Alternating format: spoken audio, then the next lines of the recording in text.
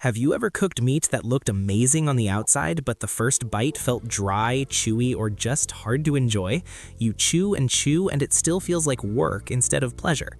What if I told you there's a tiny kitchen trick that can change that completely, and most people either don't know it or use it the wrong way?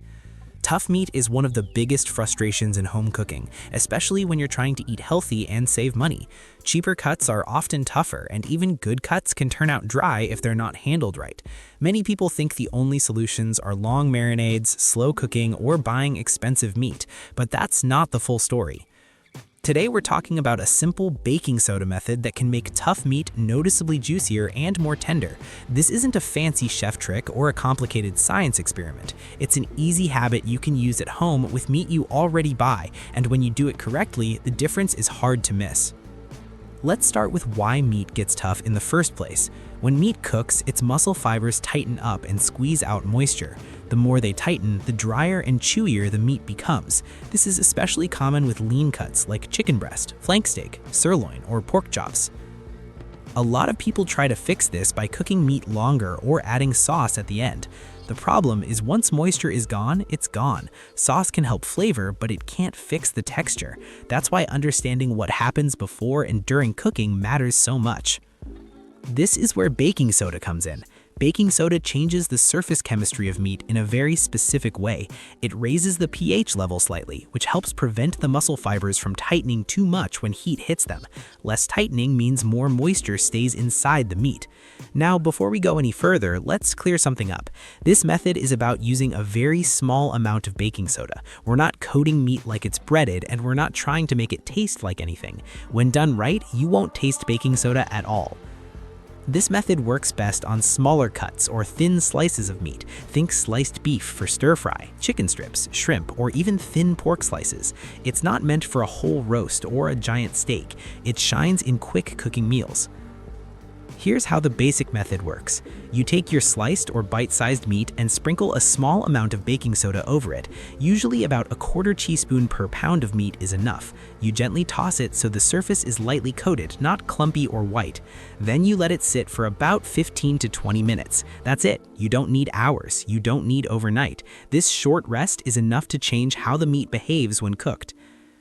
After that, this step is important, you rinse the meat thoroughly under cold water. This removes excess baking soda so it doesn't affect the flavor. Then you pat the meat dry with paper towels before cooking. Once cooked, the difference is noticeable. The meat feels softer, juicier, and easier to chew. It doesn't fall apart, but it loses that rubbery resistance that makes meals less enjoyable. This method is actually very common in restaurant cooking, especially in stir-fry dishes. If you've ever wondered why restaurant beef feels tender even when it's not an expensive cut, this is one of the reasons. It's not magic, it's technique. Now let's talk about what happens if you don't rinse it off. This is where people often go wrong. Too much baking soda or skipping the rinse can leave a slightly bitter or soapy taste. That's why moderation and rinsing are non-negotiable. Another common mistake is letting it sit too long. More time does not mean better results here. Leaving meat in baking soda for hours can make it mushy. We're aiming for tender, not soft like paste. You might be wondering if this works for chicken. Yes, it does. Chicken breast is one of the best examples because it dries out easily. Using this method before cooking can help chicken stay juicy even when cooked quickly. It also works well for shrimp. Shrimp can turn rubbery fast if overcooked.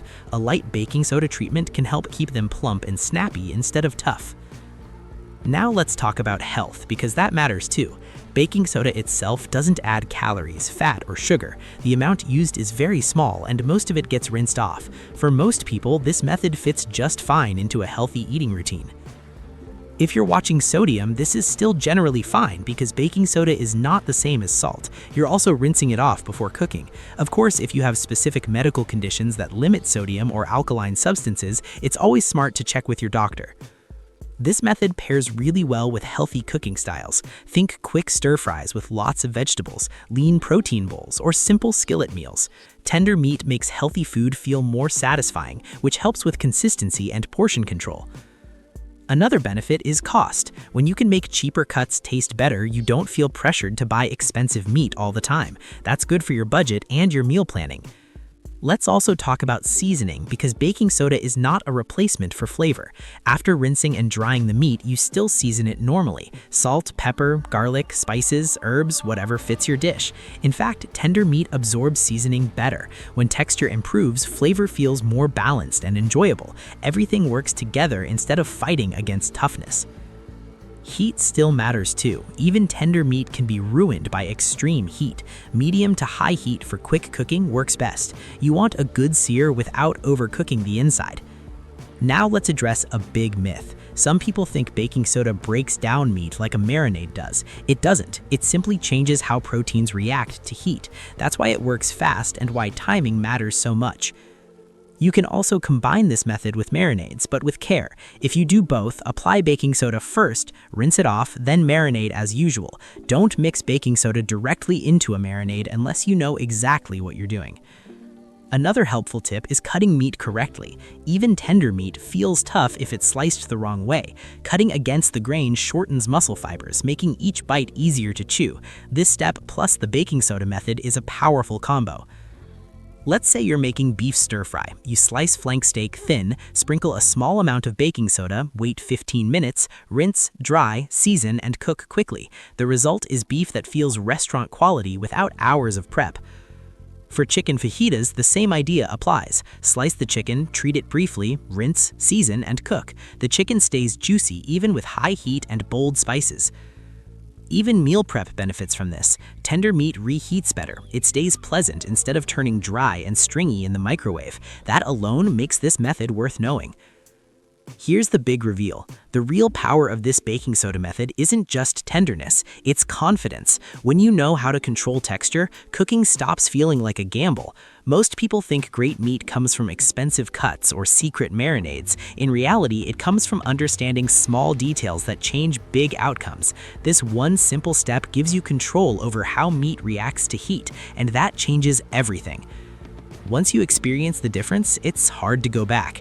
Tough meat feels unnecessary when you know there's a better way that takes less than 20 minutes. So let's wrap this up simply.